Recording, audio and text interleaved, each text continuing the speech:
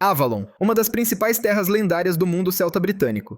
A crença em Avalon formou-se na Bretanha medieval e baseava-se tanto em antigas concepções celtas sobre as Ilhas dos Bem-Aventurados quanto nas lendas cristãs e cavalheirescas que se desenvolveram em torno do rei Arthur. Na tradição celta, Avalon não era apenas uma ilha, mas uma espécie de outra terra, um espaço que existe ao lado do mundo humano, mas separado dele por uma fronteira mística. Tais terras eram frequentemente descritas como lugares de juventude eterna, beleza e tranquilidade, onde as leis físicas comuns não se aplicam. Com o desenvolvimento das lendas arturianas, Avalon passou a ser o local para onde o rei gravemente ferido era levado após a última batalha. Segundo a tradição, Arthur não morreu. Ele foi transportado para Avalon para se curar e poderá retornar um dia quando a Bretanha novamente precisar de seu verdadeiro governante. Essa ideia fez de Avalon um símbolo de esperança e renascimento.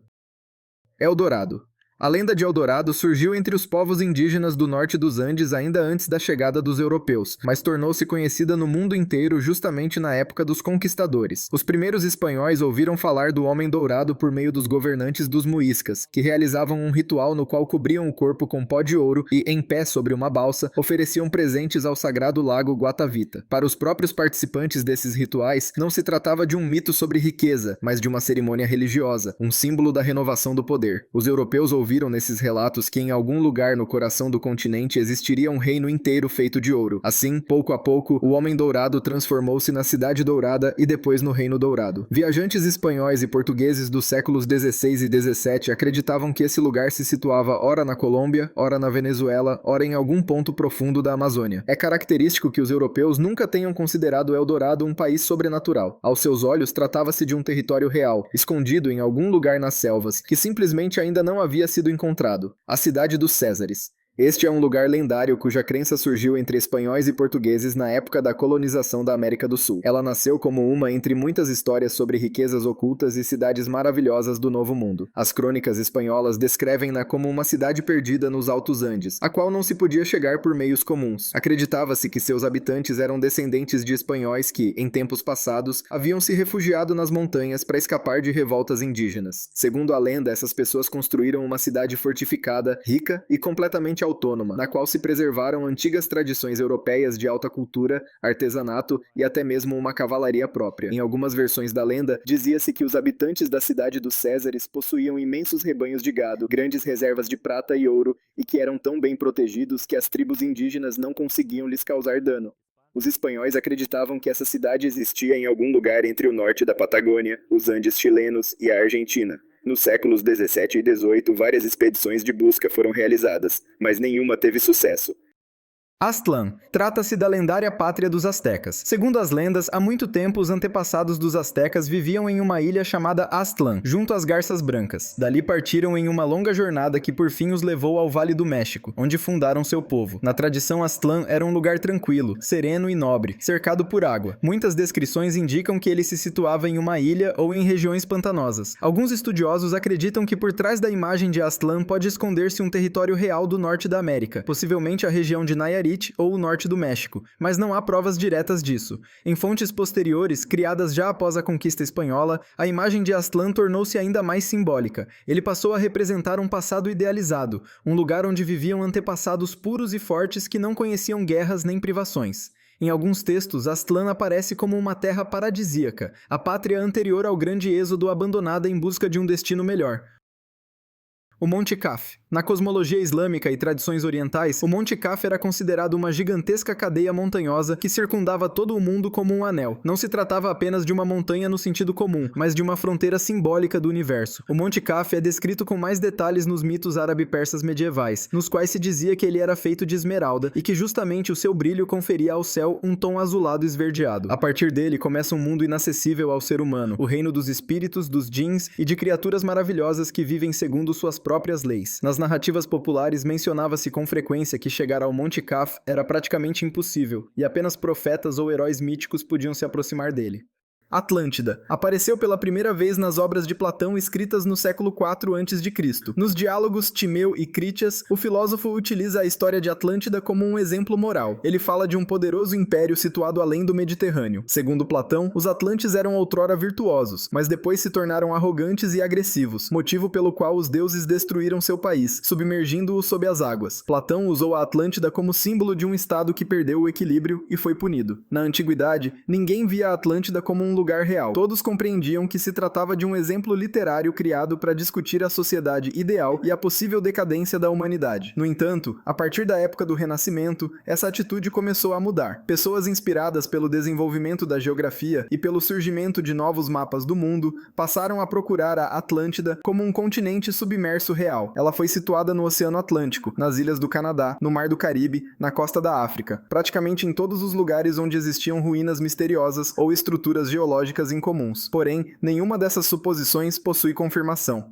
Asgard é um dos mundos centrais da mitologia escandinava, e a crença nele pertencia aos antigos germânicos escandinavos. A fé em Asgard fazia parte de uma visão de mundo em que o cosmos se dividia em vários mundos interligados pela Grande Árvore, e Asgard era considerado o lugar onde viviam os Aesir, os principais deuses do panteão, incluindo Odin, Thor, Baldur, Frigg e outros. Tratava-se de um reino divino impressionante por sua ordem e estrutura. Ele era descrito como uma fortaleza cercada por muralhas, onde se localizavam as moradas dos deuses. A mais famosa dessas moradas era Valhalla, um enorme salão para onde iam os guerreiros mortos em combate, escolhidos pelas Valquírias. Asgard se ligava ao mundo dos homens, Midgard pela Ponte do Arco-Íris, a Bifrost guardada pelo deus Heimdall. Esse reino não era visto como um paraíso perfeito, era um lugar de força, ordem e governo divino, onde a grandeza coexistia com o pressentimento da destruição, pois segundo a profecia do Ragnarok, Asgard está destinado a cair na batalha final, quando os deuses enfrentarão as forças do caos.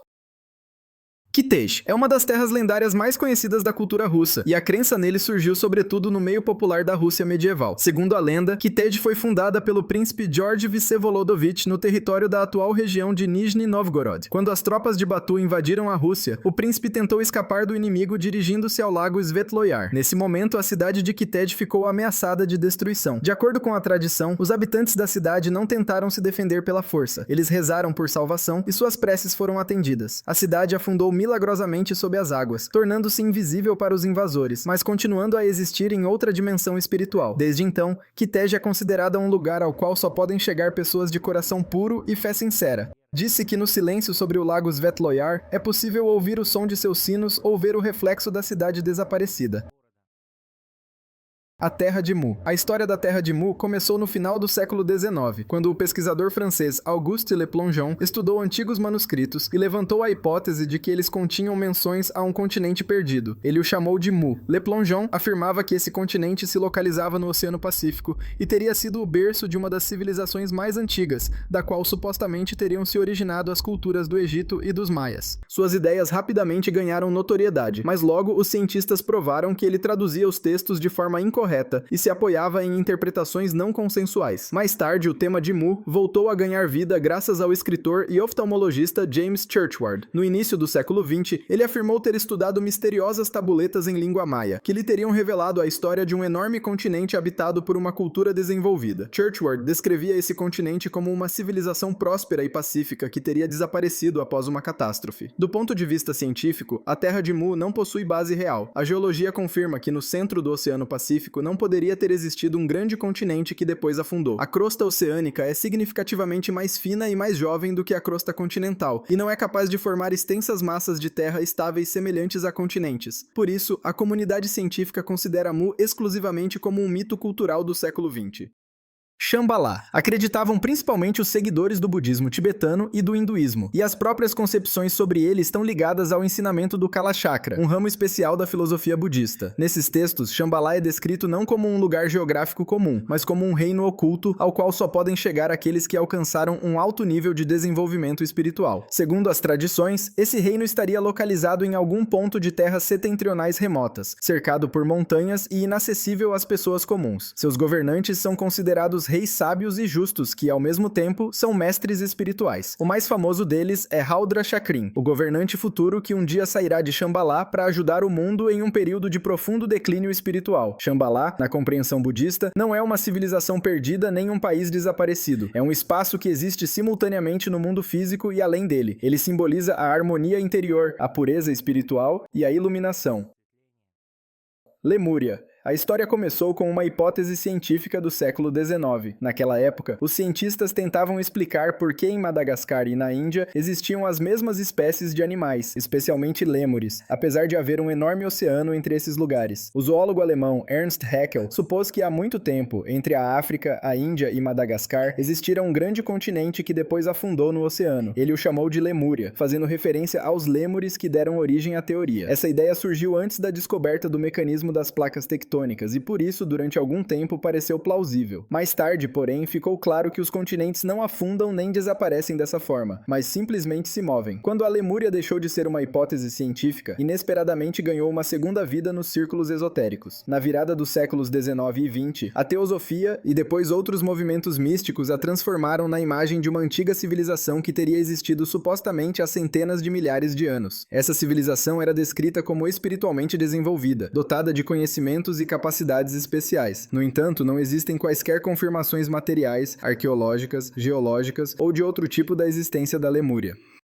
Hiperbórea. Surgiu na tradição da Grécia Antiga como uma terra lendária localizada além do vento norte, ou seja, para além dos territórios conhecidos pelos gregos. A própria palavra significa literalmente além de Bóreas, pois Bóreas era o deus do vento norte. Sobre essa terra escreveram Heródoto, Hesíodo e outros autores, e todos repetiam o essencial. Era um lugar onde não chegavam as doenças, a tristeza nem o frio, apesar de sua localização setentrional. Os gregos imaginavam os hiperbóreos como um povo especial, próximo aos deuses. Eles viviam em constante harmonia, veneravam Apolo e todos os anos lhe enviavam oferendas sagradas. Segundo a lenda, o próprio Apolo deixava a Grécia a cada inverno para passar um tempo entre eles, em sua terra clara e serena. O mundo dos hiperbóreos era descrito como uma primavera eterna. Não havia invernos rigorosos, as colheitas cresciam sozinhas e os habitantes não conheciam guerras. Do ponto de vista das fontes históricas, a Hiperbórea não é um continente real nem uma civilização antiga, mas uma utopia mitológica do norte, criada pela imaginação grega como a personificação de um mundo distante, puro e feliz, onde o ser humano vive em amizade com os deuses.